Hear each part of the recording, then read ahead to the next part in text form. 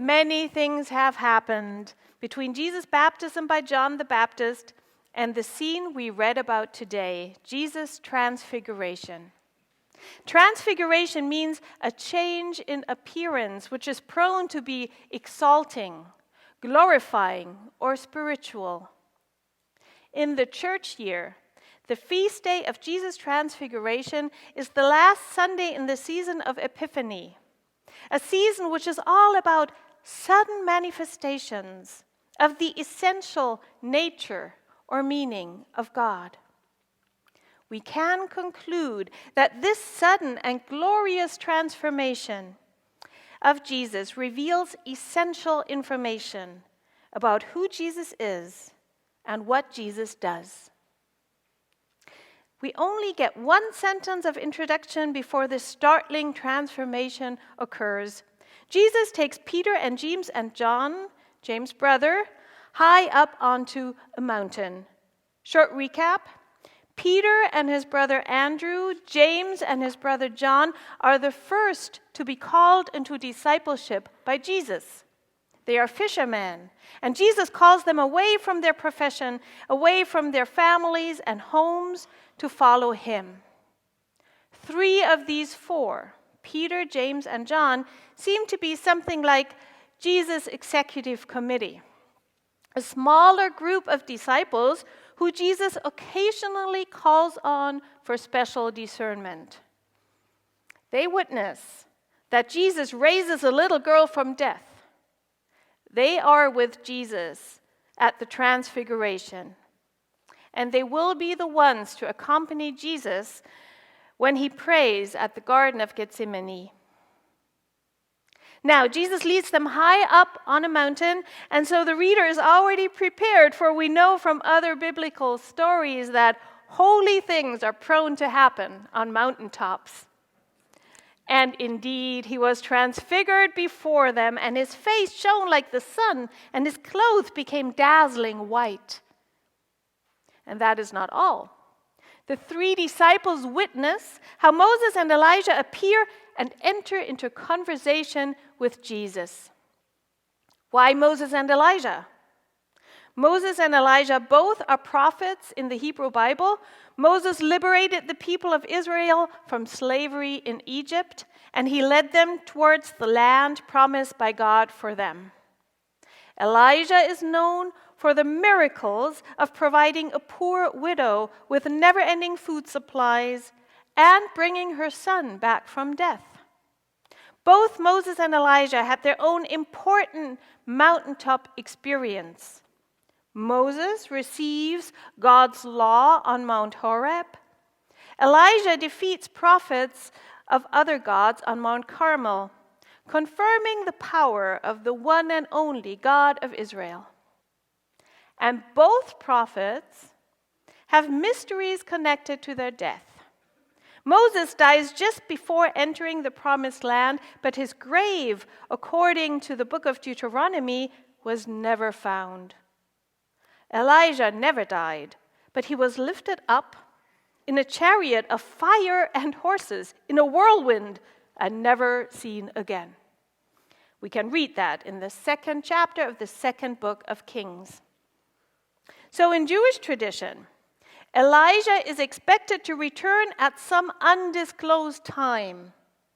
Just 1 chapter before the Transfiguration, the disciples wonder if Jesus might be the returning Elijah or a reincarnation of another prophet.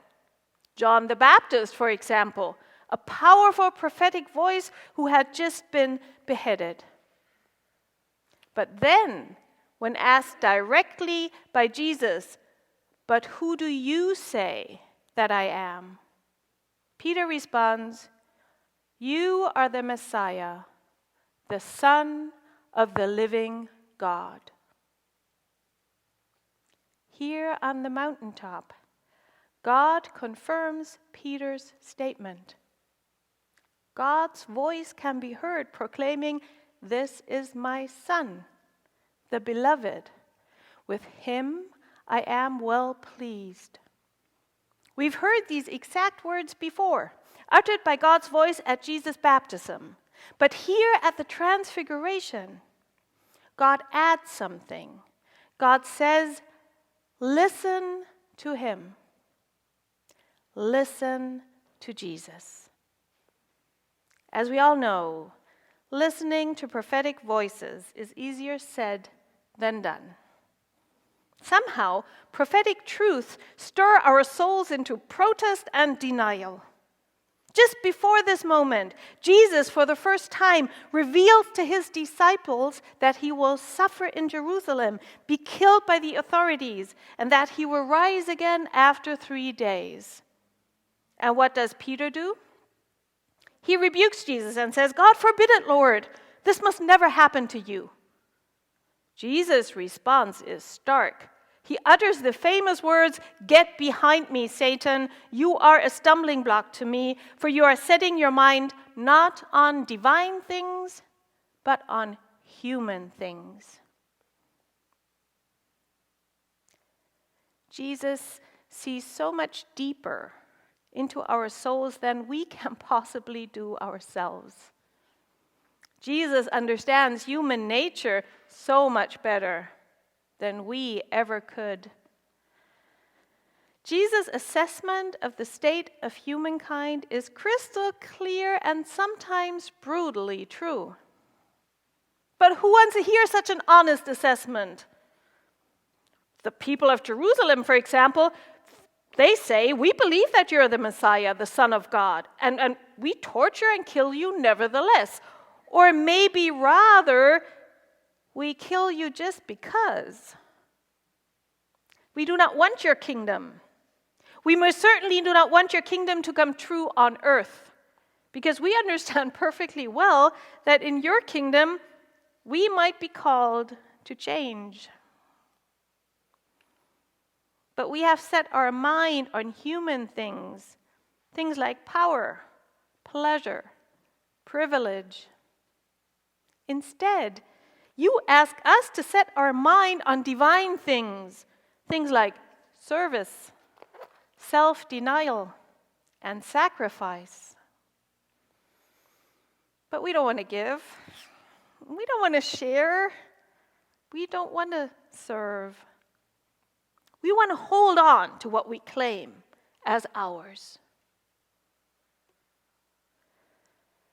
Jesus says to Peter and his other disciples, "If any want to become my followers, let them deny themselves, take up their cross, and follow me." Just like with every other prophetic challenge, we tend to react with protest and denial when we hear such a strong statement, with thoughts like, "Oh no, this is too much to ask, I cannot do this."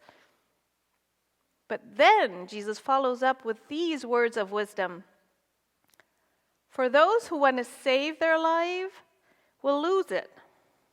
And those who lose their life for my sake will find it." Ultimately, if we are willing to let go of earthly things, we will gain so much more than we could ever lose. We cling to things like money and position because we believe that they will keep us safe and elevate us. But when we let go of these attachments, we are free to cling to Jesus instead. And Jesus will liberate us in ways never known before. Jesus will anchor us in Jesus' values. Jesus will empower us for good work.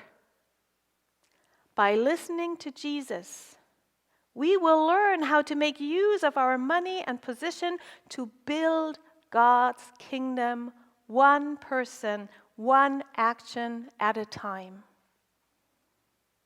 God says during Jesus' transfiguration, "This is my Son, the beloved. With him I am well pleased. Listen to him." In this coming week, on Ash Wednesday, we enter into the season of Lent.